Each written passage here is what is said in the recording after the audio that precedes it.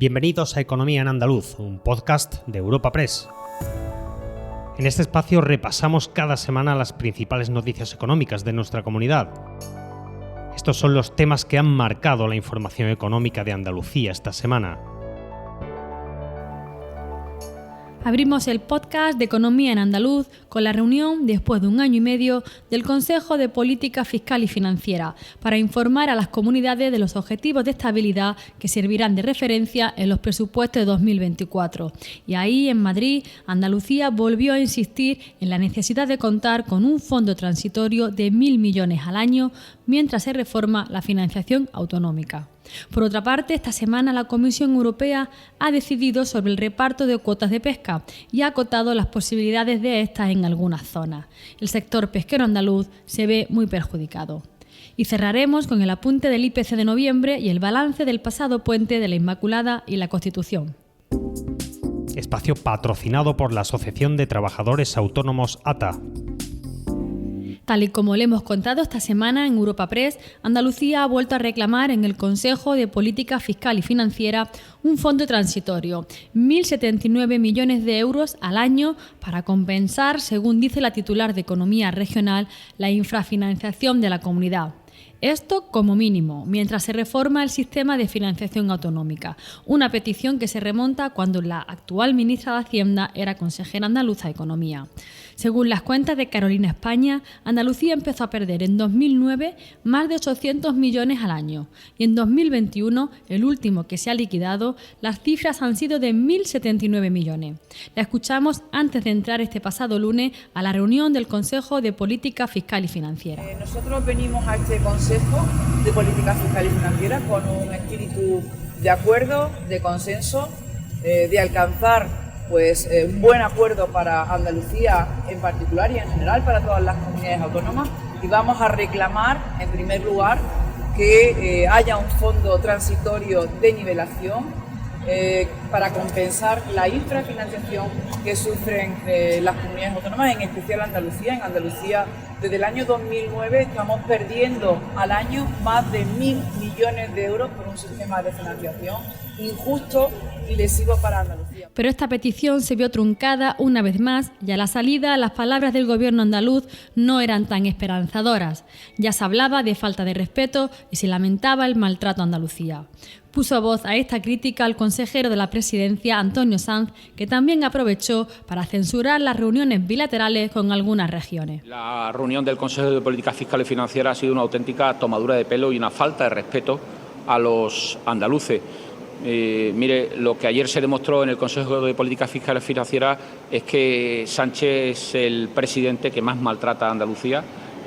Ayer se volvió a confirmar ese maltrato a Andalucía porque ayer solamente se fue a esa reunión, que por cierto, incumpliendo la norma, en 5 años se ha reunido 4 veces, cuando se tenía que haber reunido 10 veces.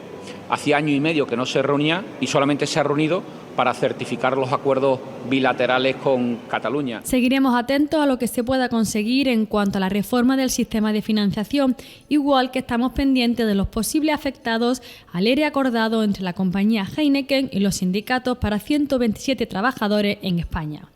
Heineken cuenta con centros de trabajo en Sevilla y Jaén y todavía no se conoce cuál puede ser la afectación, teniendo en cuenta que la gran mayoría del ajuste se hará a través de prejubilaciones. Pero cambiamos de asunto porque la pesca estos días atrás ha tenido un gran protagonismo en la economía andaluza. Los ministros de Pesca de la Unión Europea alcanzaron el martes, tras 3 días de negociación, un acuerdo para el reparto de la pesca en el Atlántico y el Mar del Norte para 2024. Pero lo que más nos interesa a nosotros era la decisión sobre las posibilidades de pesca en el Mediterráneo. La tardanza en llegar a un acuerdo y la poca información que se filtraba era un mal presagio, y finalmente se materializó con un descenso importante, según explicaba Carmen Crespo, consejera de Pesca en Andalucía, en la pesca en el Mediterráneo. Considero que es una bajada brutal y que en estos momentos la Unión Europea tiene que plantearse si quiere que el sector pesquero siga siendo un sector estratégico y no dependamos de terceros países para el consumo del pescado. Eso es fundamental que se plantee en la alimentación en la Unión Europea Y creemos que la comisaría, en este caso de Medio Ambiente y Pesca, está actuando más como comisaría de Medio Ambiente, de sostenibilidad, sin tener en cuenta la derivada económica ni el esfuerzo que han hecho los pescadores a lo largo de estos años. Por tanto, no estamos de acuerdo con estas decisiones, creemos que esto es un error. El sector pesquero, que viajó a Bruselas para seguir al minuto esta reunión, salió decepcionado y perjudicado. Valoran el trabajo del ministro Luis Planas, pero destacan que salir a faenar tan pocos días en el Mediterráneo, por debajo de los 130 al año, los pone al límite de la viabilidad, aunque han destacado los mecanismos de compensación que se han arbitrado.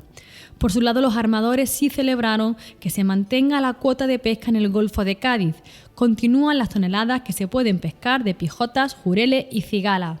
Escuchamos a Manuel Fernández, presidente de la Federación Andaluza de Cofradía de Pescadores, y a José María Gallar, presidente de la Federación Andaluza de Asociaciones Pesqueras. Pero donde el sector pesquero andaluz nuevamente sale decepcionado y nuevamente sale perjudicado, sobre todo por nuestro Mediterráneo, donde se han aplicado el 9,5% de reducción de días de pesca, cosas que ya no podíamos permitir, puesto que el sector había llegado a unos límites máximos ya el año pasado, y aunque sí viene amparado con unas mejoras de hasta un 6% en caso de cumplir una serie de requisitos que son complicados de acogerse, ¿no? Una positiva para el Golfo de Cádiz, puesto que no ha habido ninguna disminución en los stocks de pijotas, jurel y cigala, y podemos seguir pescando las mismas toneladas del año 2023, y una valoración negativa con respecto al arrastre del Mediterráneo.